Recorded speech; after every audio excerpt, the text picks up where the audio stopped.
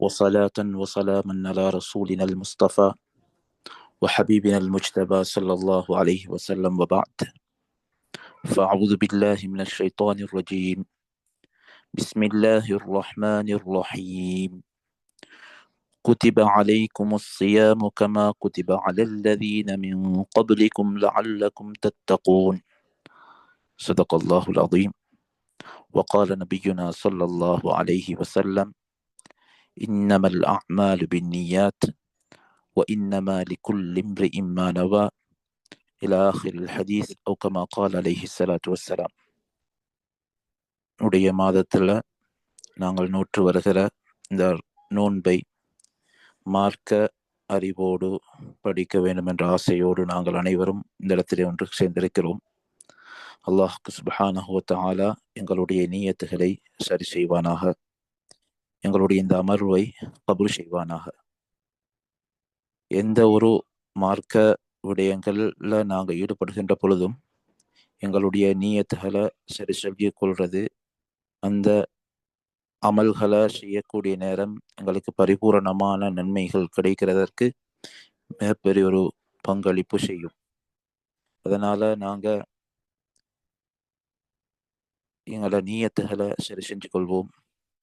மார்க்கத்தை படித்த அமைப்புல மார்க்கத்தை சரியாக விளங்கி எங்களோட வாழ்க்கையில் அமல் செய்கிறத அல்லாஹ் சுப்ஹானஹு வ தஆலா விரும்புகிறான். அதனால நான் இதை படித்து என்னோட வாழ்க்கையில இந்த மார்க்கம் சொல்லுகிற அடிப்படையில் என்ற நோன்பு ஆக்கி கொள்ள போறேன். அதற்காகத்தான் இந்த மஜ்லிஸ்ல அமர்ந்திருக்கிறேன். சென்ற பாடத்துல நாங்க நோன்பு ஒருவருக்கு வாஜிபாக வேண்டுமென்றால் அவரிடம் பரிபூரணமாக இருக்க வேண்டிய நிபந்தனைகள் 6 விடயங்களை பார்த்தோம். அதில் முதலாவது முஸ்லீமாக இருத்தல், இரண்டாவது பருவ வயதை எத்தியிருத்தல், மூன்றாவது சீரான புத்தியுடையவராக இருத்தல், நான்காவது நோன்பு நோட்பதற்கு சக்தி பெற்றவராக இருத்தல், ஐந்தாவது தூர பிரயாணங்களில் ஈடுபடாமல் இருத்தல், ஆறாவது ஆரோக்கியமான ஒருவராக இருத்தல். இந்த 6 நிபந்தனைகளும் யாரிடத்திலே பரிபூரணமாக இருக்கிறதோ அவருக்கு ரமதானுடைய நோன்பு நோட்பது வாஜிபாக இருக்கும். அதுல பருவ வயதை எத்திருத்தல் என்றதோடு சம்பந்தப்பட்டு பருவ வயதை எத்தாத ஒரு தம்யீஸான பகுத்தறிவு பெற்ற ஒரு சிறுவராக ஒருவர் இருந்தால் அவருக்கு நோன்பு பிடிக்கலாம். அப்படி பிடித்தால் அவருக்கு நோன்பு சிஹத்தாகவும் கூடும். ஆனால் அவருக்கு வாஜிபில்லை என்ற செய்தியை பார்த்தோம். அதோடு சம்பந்தப்பட்ட சில மேலதிகமான சில தகவல்களை சொல்வது பொருத்தமாக இருக்கும் என்று நினைக்கிறேன். சிறிய ஒரு பிள்ளை பருவ வயதை எத்திருக்கிறது, 7 வயதையும் அடைந்திருக்கிறது. 7 வயதை அடைந்துன்னு சொன்னா 7 வயதை பரிபூர்ணப்படுத்திருக்கிறது. இப்ப ஷரீஅத்துல வயதெல்லைகள் சில விடயங்கள்ல குறிப்பிடுவார்கள். இந்த வயதெல்லைகளை பார்க்கிறது ஹிஜ்ரி கணக்கடிப்படையில் தான் நாங்கள் பார்க்க வேண்டும். ஷரியத்துடைய சட்டதிட்டங்கள் இத்தால் இருக்கிறதிலிருந்து அனைத்து விதமான 4 மாசம் 10 நாட்கள் இருக்கிறதாக இருந்தால் அது ஹிஜ்ரியுடைய கணக்கு அடிப்படையில் தான் அது பார்க்கப்பட வேண்டும். அதே போல இந்த இடத்துல பருவ வயதை எட்டாத ஒரு சிறிய பிள்ளை தம்மீஸ் அடைஞ்சிருக்கிறார், பகுத்தறிவு ஆற்றல் அவருக்கு இருக்குது. இப்ப இவரு 7 வயதை பரிபூரணப்படுத்தியிருக்கிறார் என்றால் இவர் ஹிஜ்ரியுடைய கணக்கடிப்படையில பரிபூரணப்படுத்தியிருக்கிறார் என்பதை பார்க்க வேண்டும். அதனால ஒவ்வொருவரும் தனது ஹிஜ்ரியுடைய வயது இல்லை தெரிந்திருக்கிறது. ஒரு சில இடங்கள்ல தனது பிள்ளை கிடைச்சிட்டா கட்டாயம் அதுல ஹிஜ்ரியுடைய கணக்குல எத்தனை வயது போகுது என்றதையும் பதிவு செஞ்சு வாரது எங்களுக்கு மார்க்கத்துல சில இடங்கள்ல எங்களுக்கு அமுல்படுத்துறதுக்கு சில இடங்களுக்கு எங்களுக்கு மிகவும் உதவியாக அது அமையும். அதே போல இப்படி 7 வயதை ஒருத்தர் அடைஞ்சிட்டாண்டா தாய் தந்தையர்கள் அவருக்கு பொறுப்பாக இருக்கிறவர் ஆணுக்கு மட்டுமல்ல பெண்ணுக்கும் கூட தனது பிள்ளைய தொலைச்சொல்லி ஏவுறது வாஜிப். தொலைச்சொல்லி ஏவுறது வாஜிப்.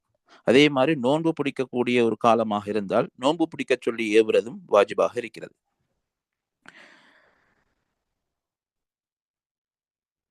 அதே போல அந்த தாய் தந்தையர்களுக்கு அந்த பிள்ளைக்கு நோன்பை பத்தி படிச்சு கொடுக்கறதும் வாஜிபாக இருக்குது.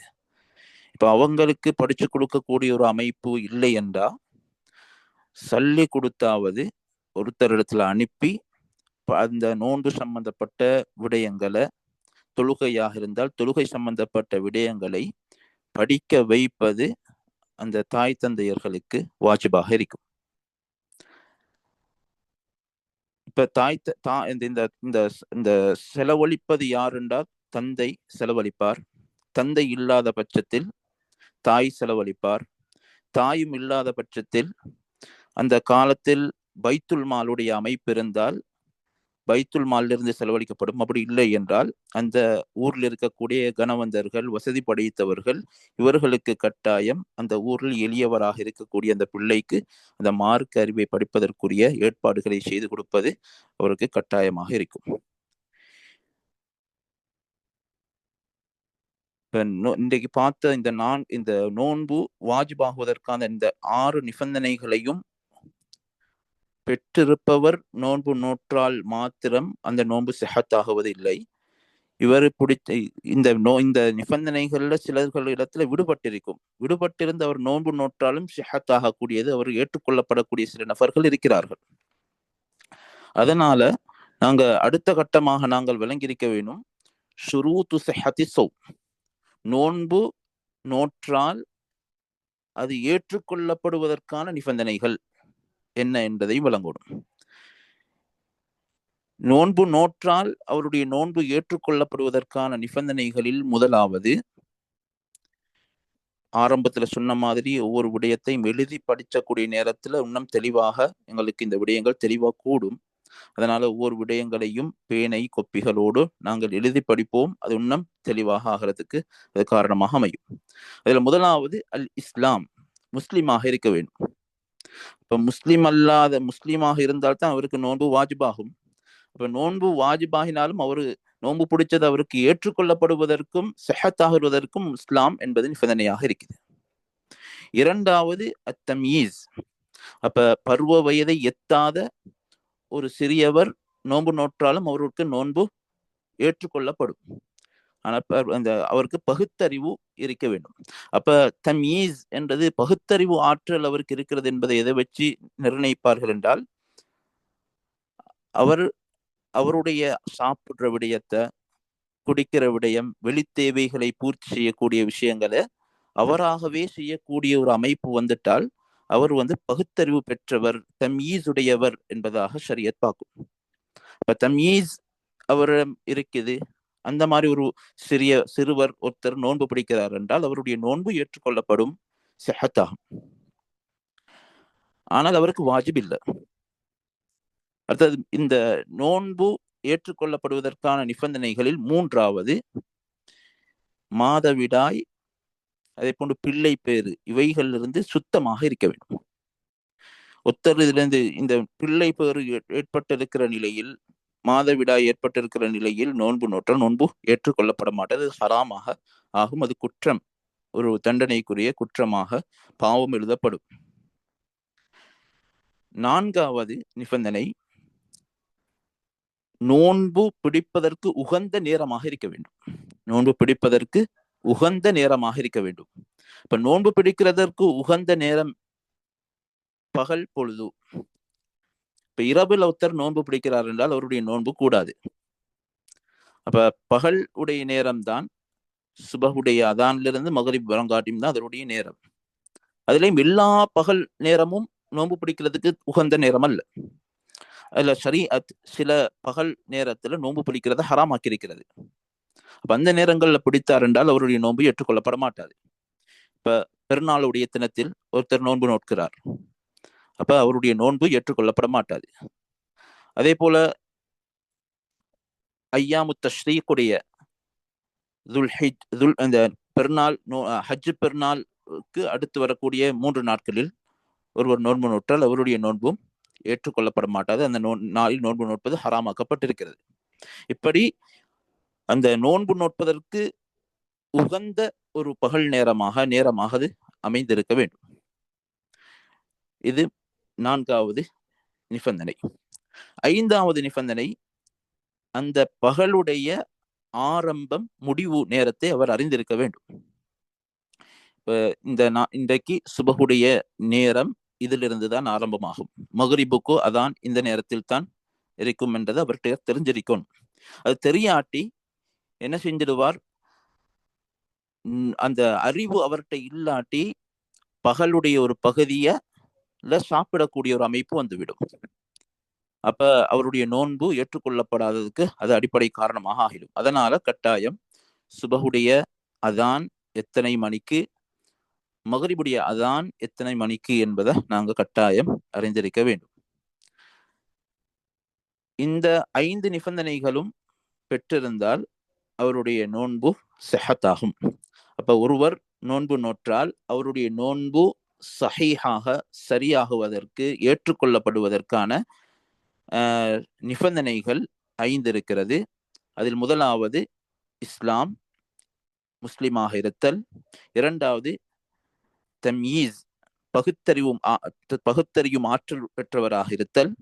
3வது மாதவிடாய் பிள்ளை பேரிலிருந்து சுத்தமாக இருத்தல். 4வது நோன்பு பிடிப்பதற்கு உகந்த நேரத்தில் அவர் நோன்பை நோற்றல்.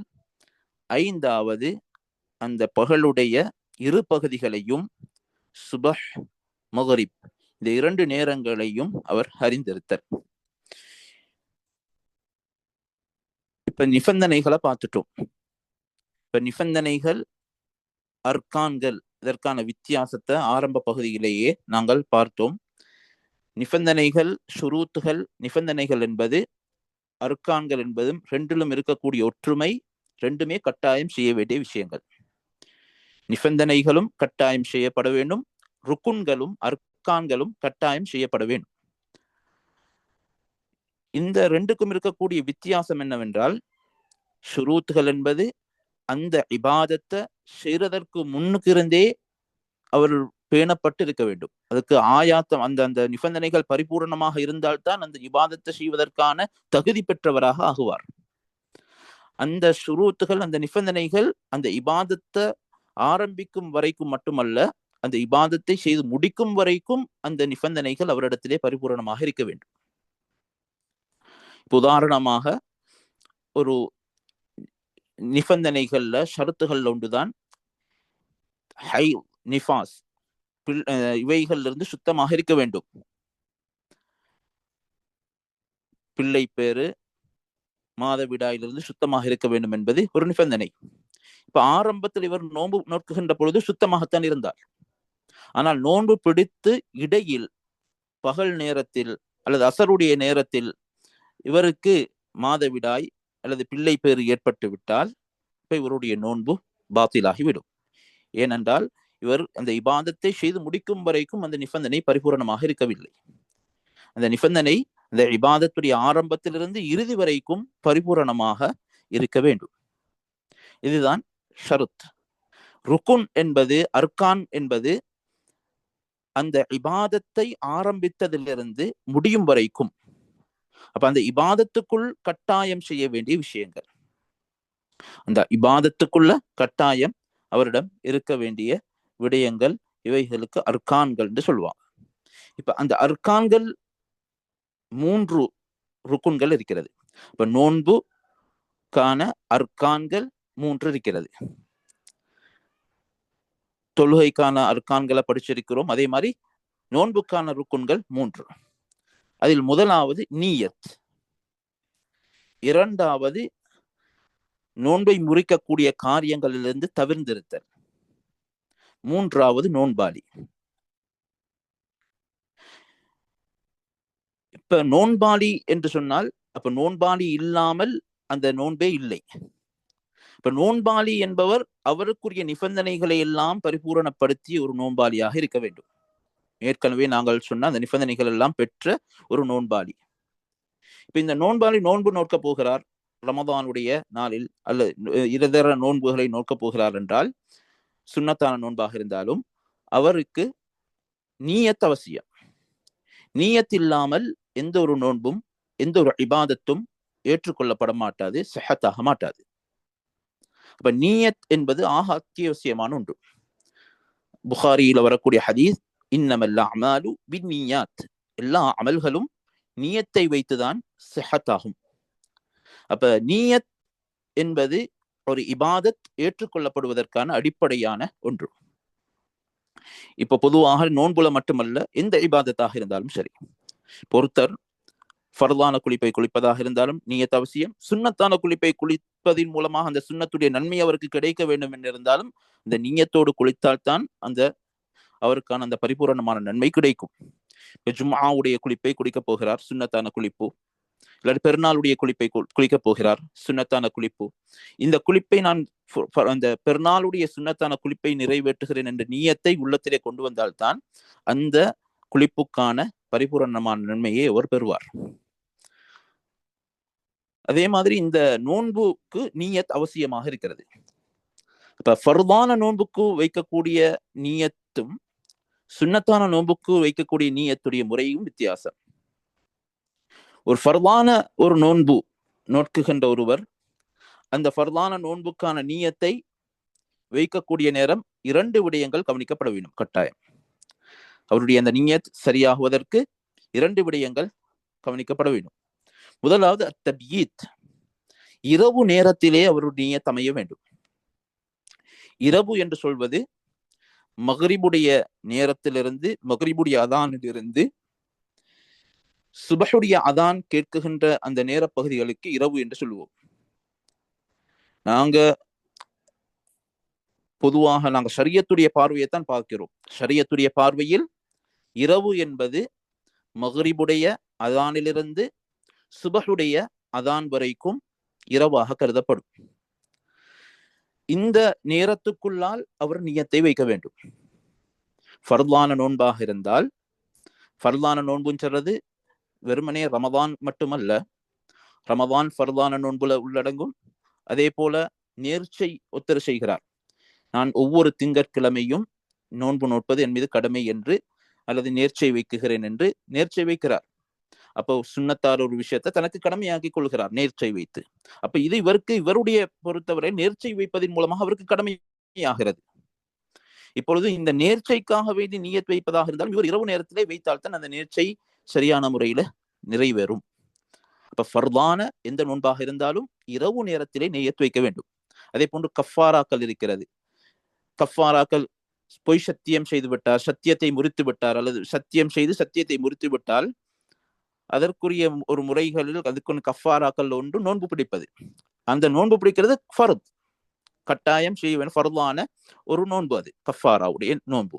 அதே போன்று திஹார் செய்கிறார், அந்த தனது மனைவிய தனது தாய்க்கு ஒப்பிட்டால் அது திஹார் என்று சொல்லுவாங்க. அந்த திஹார் செய்த இப்பொழுது இவர் 2 பேரும் சேர்ந்து வாழ்வதற்கு எண்ணினால் இப்பொழுது நோன்பு பிடிக்க வேண்டும் என்ற சட்டம் ஒன்று வரும். அது நோன்பு பிடிக்கிறதுக்கு முன்னுக்கு அடிமை இருந்த அடிமை உரிமை விடணும் வரும். இந்த காலத்தில் அடிமை இல்லை. நோன்பு பிடிக்கக்கூடியது ஃபர்தான நோன்பு, அது கஃபாராவுடைய நோன்பு. அதுக்கும் இரவு நேரத்திலே அவர் நீயத் கட்டாயம் வைத்திருக்க வேண்டும். இப்ப இரவு நேரத்திலே நீயத் வைப்பது என்றது ஒரு ஃபர்தான நோன்புக்கு இருக்க வேண்டிய முதலாவது அம்சம். அந்த நீயத் மக்ரிபுடைய நேரத்திலேயே அடுத்த நாள் நோன்பு நோக்கிறதாக நீயத் வச்சுட்டார் அப்படின்னாலும் கூடும், பிரச்சனை இல்லை. அடுத்தாவது இந்த இரவு நேரத்துல நீயத் வச்சுட்டார். இப்ப சிலர்களுக்கு சந்தேகம் வர, நீயத் வச்சுட்டு தூங்கிட்டார், தூங்கி எழும்பினதுக்கு பின்னால திருப்பி உணர்க்க நீயத் வைக்கணுமாண்டா? தேவையில்லை.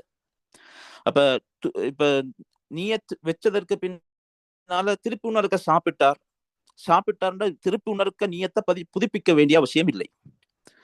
அப்ப நோன்பை முறிக்கக்கூடிய ஏதாலும் ஒரு காரியத்தை சாப்பிட்டார் அல்லது குடிச்சார் அல்லது உடல் உறுப்புகள் ஈடுபட்டார், எந்த அமைப்புல நோன்பு முறிக்கக்கூடிய காரணத்தை செய்தாலும் திருப்பி அவர் நியத்தை புதுப்பிக்க வேண்டிய அவசியம் இல்லை. ஆனால் நியத்தை புதுப்பிக்கக்கூடிய சில கட்டங்கள் இருக்கிறது. அவருக்கு சில குறுகிய நேரம், ஒரு வினாடி சரி பைத்தியம் ஏற்பட்டு திருப்பி தெளிந்தால், திருப்பி அவர் ஏற்கனவே நியத்து வச்சார், பைத்தியம் இடையில் ஏற்பட்டது, அதுக்கடுத்த தெளிந்தார், இப்ப திருப்பி என்ன செய்ய வேண்டும்? நியத்தை புதுப்பிக்க வேண்டும். இப்படியாக இருந்தார். அல்லது மயக்கம் ஏற்பட்டு அங்கால தெளிந்தார், இரவு நேரத்துல நியத்து வச்சுட்டு தூங்கினார், காலையில் எழும்புற நேரம் மயக்கம் ஏற்பட்டது, அதுக்கடுத்தது சுபகுக்கு முன்னால மயக்கம் தெளிந்தது என்றால் திருப்பி சுபகுக்கு முன்னால நியத்தை புதுப்பிக்க வேண்டும். இந்த காரணங்கள். அடுத்தது மதம் மாறினால் அல்லாஹ் பாதுகாக்க வேண்டும். மதம் மாறினாலும் என்ன செய்ய வேண்டும்? திருப்பி அவர் இஸ்லாத்துக்குள்ளுக்கு வந்துட்டார் என்றால் திருப்பி அந்த நியத்தை புதுப்பிக்க வேண்டும். இது இல்லாமல் மற்ற சாப்பிட்டார் என்றால் திருப்பி நியத்தை புதுப்பிக்க வேண்டிய அவசியம் இல்லை. இப்ப இரவு நேரத்தில் நியத் வைக்கணும் என்றது ஆக அவசியமானது உண்டு. அதனால நபி அவர்கள் சொன்னார்கள், மல்லம் யுபையிதி சியாம ஃபலா சியாமலா. யாரு இரவு நேரத்திலே நியத்தை வைக்கவில்லையோ அவருக்கு நோன்பே இல்லை என்று நபி அவர்கள் சொன்னார்கள். அதனால் இரவு நேரத்திலே ஃபர்லான நோன்புக்காகவே நியத் வைப்பது என்பது நிபந்தனையாக இருக்கிறது. இரண்டாவது, அந்த எந்த நோன்பு என்பதை அவர் குறிப்பிட வேண்டும். நேர்ச்சையுடைய நோன்பா அல்லது ரமதானுடைய நோன்பா அல்லது கஃபாராவுடைய நோன்பா என்ற அந்த என்ன வகையான அந்த நோன்பை அவர் நோக்குகிறார் என்ற இது சொல்லப்பட வேண்டும். அப்ப நவைத்து சௌம ரமதான் என்று சொன்னால் அவருடைய நீயத் பரிபூர்ணமானது.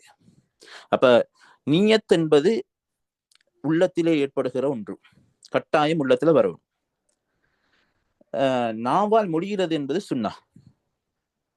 நாவால் மொழியல்ல, அவர் உள்ளத்துல மட்டும் வச்சால் அவர் நீயத் கூடும். கட்டாயம் ஏன் நாவால் மொழிகிறோம் என்றால் உள்ளத்துல அது வாரத்துக்கு அது உதவியாக இருக்கும். அதனால் தான் நாவால மொழிகிறோம். இப்ப நவைத்து சௌமகதின் அன் அதாஇ ஃபர்தி ரமதான ஃபர்தி ரமதானி ஹாதிஹி ஸனதி லில்லாஹி தஆலா என்று இந்த பரிபூர்ணமாக சொல்றதுல நவைத்து சௌம ரமதான் என்ற பகுதி மட்டும்தான் கட்டாயமானது. மற்றதெல்லாம் சுன்னத்தான ஒன்றாக இருக்கிறது. நீயத்துல சுன்னத்தான ஒன்றாக இருக்கிறது. அதாவாக பிடிக்கிறனா கதாவாக பிடிக்கிறனா என்று சொல்றது, இந்த வருடத்துடைய என்று சொல்றது, அதெல்லாம் மேலதிகமாக இருக்கக்கூடிய ஒன்று. லில்லாஹி என்று சொல்றது, இவைகள் எல்லாம் சுன்னத்தான ஒன்று, மேலதிகமான ஒன்று. ஆனால் கட்டாயம் நீயத்துல 2 விஷயம் உள்ளடங்கணும். இரவு நேரத்துல நீயத் அமைய வேண்டும். இரண்டாவது, அந்த எந்த வகையான ஃபர்தை இவர் செய்கிறார். ஃபர்லான நோன்பு 3 சொன்னோம். அதுல நேர்ச்சையுடைய நோன்பு, ரமதானுடைய நோன்பு, கஃபாராவுடைய நோன்பு, இந்த 3லையும் எந்த வகையான நோன்பை இவர் நோக்கிறார் என்றது அந்த இடத்துல குறிப்பிடப்பட வேண்டும். இப்ப இந்த நோன்புல நியத்துல ஒரு சம்பந்தப்பட்ட விஷயத்துல சிலர்களுக்கு ஏற்படுகிற சில ஒரு சந்தேகம் இருக்கிறது. நவைத்து சௌம கதின் அன் அதாஇ, அதுல நாளை பிடிக்க நியத் வைக்கிறேன் என்று சொல்லுவான். அப்ப நாளை என்றது எதை வைத்து சொல்கிறார்கள் என்றால், இப்ப இரவு நேரத்துல தான் அவர் நியத் வைக்க வேணும்.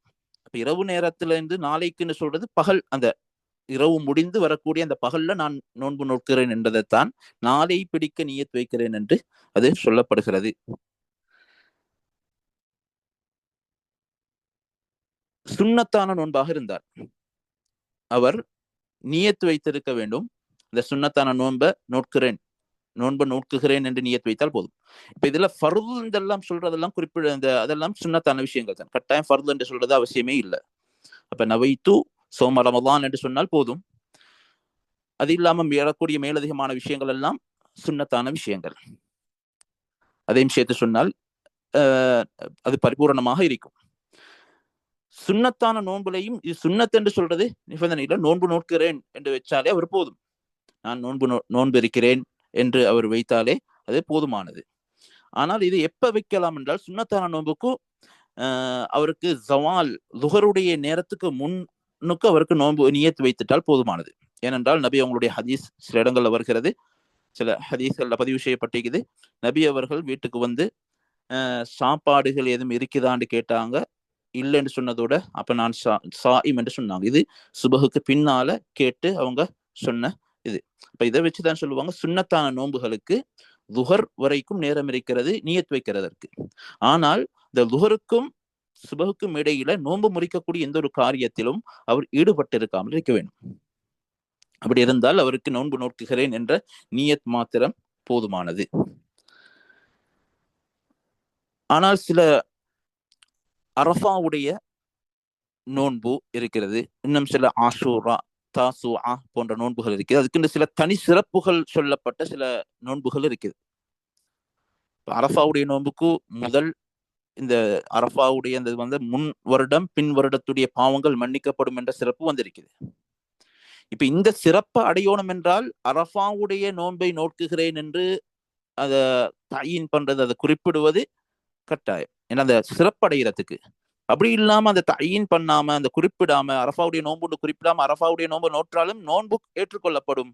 ஆனால் அந்த அரஃபாவுடைய நோன்புக்கு கொடுக்கப்பட்ட அந்த சிறப்பு 2 வருடத்துடைய பாவ மன்னிப்பை பெறுவதற்கு அவர் அந்த அரஃபாவுடைய நோன்பை நோக்கிறேன் என்று அவர் குறிப்பிடுவது ஒரு நிபந்தனையாக இருக்கும். இது நீயத்தோடு சம்பந்தப்பட்ட ஒரு தெளிவு. அடுத்த ருக்குன்கள்ல அடுத்த 3வது, 1வது பார்த்துட்டோம், நோன்பாளி. அந்த நோன்பாளி என்பவர் அவருக்குரிய நிபந்தனைகள் எல்லாம் பெற்ற ஒரு நோன்பாளியாக இருக்க வேண்டும். நீயத், ஃபர்தான நீயத் எவ்வாறு இருக்க வேண்டும், சுன்னத்தான நீயத் எவ்வாறு இருக்க வேண்டும் என்பதை பார்த்தோம். 3வது, நோன்பை முறிக்குகிற காரியங்களிலிருந்து முழுமையாக அவர் நீங்கியிருக்க வேண்டும். நோன்பை முறிக்கக்கூடிய காரியங்கள் என்கின்ற பொழுது சாப்பிடுறது, குடிக்கிறது, கணவன் மனைவி மத்தியில் உடல் உறவுகள் ஏற்றுக்கொள்வது, வேணுமென்று வாந்தி எடுப்பது, இவைகளெல்லாம் நோன்பை முறிக்குகின்ற காரியங்கள். இவைகளிலிருந்து தவிர்ந்திருக்க வேண்டும். இப்ப நோன்பை முறிக்கக்கூடிய காரியங்கள் என்றதை தனி தலைப்பாக நாங்கள் எடுத்து பார்த்தால் அது மிச்சமே பொருத்தமாக இருக்கும். நோன்பை முறிக்கக்கூடிய காரியங்கள்ல சில ஃபுகஹாக்கள், மார்க்கறிஞர்கள் இந்த நோன்பை முறிக்குகிற விடயங்களை 2 பகுதிகளாக பிரிப்பாங்க. ஒன்று நோன்புடைய சவாபை முறிக்கும், இன்னொன்று நோன்பையே முறித்துவிடும். முதலாவது நோன்ப உடைய கூலிய நீக்கிடும். அப்ப நோன்பு இவர் திருப்பி அவர் கதா செய்ய வேண்டிய அவசியம் ஒன்று இல்லை. இந்த சில செயல்கள் இருக்குது, சில செயற்பாடுகள், அதனை நோன்பு பிடித்துக் கொண்டு செய்தால் அவருடைய நோன்பை பாத்திலாக்கி விடமாட்டாது, முறித்து விடமாட்டாது. அவர் திருப்பி கதா செய்ய வேண்டும் என்ற ஒரு இதை சொல்ல மாட்டாது. இன்னும் சில காரியங்கள் இருக்குது, அதை செஞ்சார் என்று சொன்னால் அவருடைய நோன்பையே பாலாக்கி விடும். அப்ப நாங்கள் இன்றைக்கு வகுப்புல நோன்ப முறித்து விடாது, ஆனா நோன்புடைய கூலி அப்படியே இல்லாமல் ஆக்கிவிடும், அப்படியான விஷயங்களை பார்த்துட்டு நாளைய அடுத்த வகுப்புல இன்ஷா அல்லாஹ் நோன்ப முறிக்கக்கூடிய காரியங்களை பார்ப்போம். நோன்புடைய சவாப நீக்கக்கூடிய, ஆனா அவர் திருப்பி நோன்பை கதா செய்ய தேவையில்லை, ஆனா நோன்புடைய சவாப, அதனுடைய கூலியை நீக்கும், அதனை நீக்கிவிடும் என்று இருக்கக்கூடிய விடயங்கள். அதுல முதலாவது அல் கீபா, புறம் பேசுறது என்று சொல்லுவாங்க. புறம் பேசுறதுன்னு சொன்னா என்னண்டா, ஒரு தனது முஸ்லீம் சகோதரர் இவர் வெறுக்கிற ஒரு விஷயத்த, அது அவர் உண்மையில அதை செஞ்சுதான் இருக்கிறார், அவர் செஞ்ச ஒரு விஷயத்த சொல்றாரு, ஆனா அந்த சொன்னா அவர் வெறுக்கிறார், அது சொல்றது அவர் விரும்புறாரு இல்ல, அப்படியான ஒரு விஷயத்த சொல்வதுதான் கீபத். இப்படி இந்த கீபத்தை செஞ்சார்னு சொன்னால் அவருடைய நோன்புடைய சவாப் அப்படியே ஃபுல்லா நீக்கிடும். வெறுமனே பசிச்சிருக்கிறதும் தகைச்சிருக்கிறதும் மட்டும்தான் அவருடைய இதாக இருக்குமே ஒழிய அவருடைய எந்த ஒரு பிரயோஜனமும் இருக்காது. அதனால எந்த ஒரு நன்மையையும் அவர் அடைய மாட்டார். அல்லாஹு தாலா இந்த நோன்புக்கு உடைய கூலி அஸ்ஸௌமுலி, இந்த நோன்பு எனக்குரியது, நானே அதற்கான கூலியை கொடுக்குகிறேன் என்று சொன்ன ஒரு மிகப்பெரிய ஒரு நன்மையை எடுத்து தரக்கூடிய ஒரு விஷயம். அப்ப இந்த நோன்புல இந்த பாவத்தை செஞ்சு விட்டார், பிறர் வெறுக்கிற ஒரு விஷயம், உண்மையில் அவர் செய்த விடயம், ஆனால் அவர் அதை சொல்றதை வெறுக்கிறார், அப்படியான ஒரு விஷயத்தை இவர் சொல்லிட்டால் இப்ப அவருடைய முழு கூலியையும் இழந்து விட்டார், அவருடைய நன்மை இழந்து விட்டார். இது முதலாவது விஷயம். இரண்டாவது நமீமா, கோல் சொல்லுதல் என்று சொல்லலாம். கோல் சொல்றதுன்னு சொன்னால் சிலர்களுக்கு மத்தியில ஒரு குழப்பத்தை ஏற்படுத்துற நோக்கத்துல ஏதாலும் ஒரு பேச்ச யாராலும் ஒருத்தர் சொன்ன விஷயத்த அவங்களுக்கு மத்தியில சொல்றது. இப்ப அந்த விஷயத்தை இவங்கள்ட்ட சொன்னாலும் இவங்களுக்குள்ள குழப்பம் வந்துடும். அப்படியான ஒரு விஷயத்த சொல்வது கோல் சொல்றது என்று சொல்லுவாங்க. இந்த மாதிரி விடயங்கள்ல இருந்தும் தவிர்ந்திருக்க வேண்டும். இதுவும் நோன்புடைய கூலியை முழுமையாக நீக்கிவிடும்.